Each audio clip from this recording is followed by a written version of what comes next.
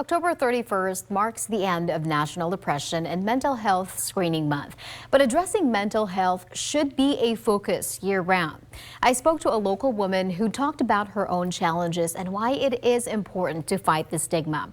I also took a closer look at local data and asked health officials what we can do to help those who are most vulnerable. And a warning, this story talks about suicide and some viewers may find it distressing. Brenda Mack is all smiles. She can easily make you laugh. But behind her smile is a story. My medication was not working for me. I was going to commit suicide, and someone smiled at me in a grocery store. That gave me hope. A story of a survivor. Do you think that person saved your life? Absolutely. And that's why I smile wherever I go, because you never know. Brenda comes from a background of abuse and mental illness. She's worked through a lifetime of pain. I've had numerous tries, and I tell everybody, I suck at suicide. That is why I'm still here. And people want to laugh. It's okay to laugh. It is the honest God truth. Brenda is now working with local groups to reach out to others like her who are also struggling. After recently losing friends to suicide, she's sharing her story, hoping it will help someone. Life is always worth living. It's the thing that I have figured out. Every day is not happy, but I'm grateful that I'm breathing. Suicide is one of the leading causes of death in the U.S., affecting people of all ages. But adults over the age of 60 are disproportionately affected. Older adults make up about 12% of the U.S. population, but account for about 18% of suicides. San Luis Obispo and Santa Barbara County health officials tell me we are also seeing this alarming trend on the Central Coast.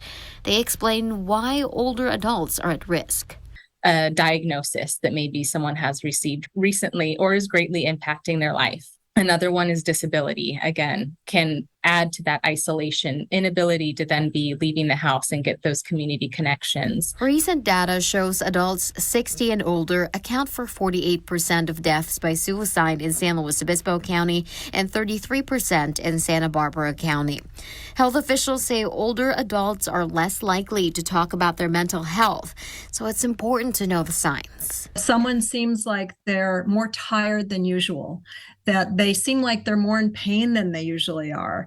Perhaps we can go give your doctor a call to see what's going on, because you shouldn't be feeling this tired. Things like that will make a lot more sense to someone that's older than talking about mental health symptoms. Older adults also have higher rates of depression than the general population. Men over 65 face the highest overall rate of suicide. So reach out if you notice changes in enjoyment and increasing isolation in your loved one.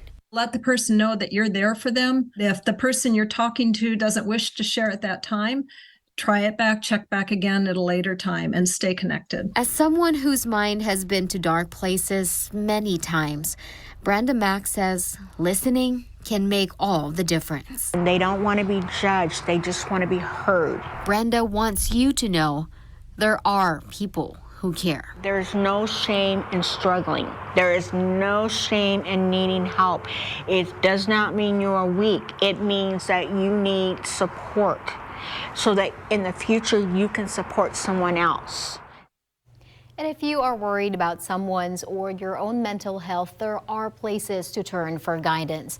You can call or text the national hotline 988 or chat at 988lifeline.org. Both San Luis Obispo and Santa Barbara County also have a 24/7 crisis line, as well as local services specifically catering to older adults. We'll have all of the details under this story on KSBY.com.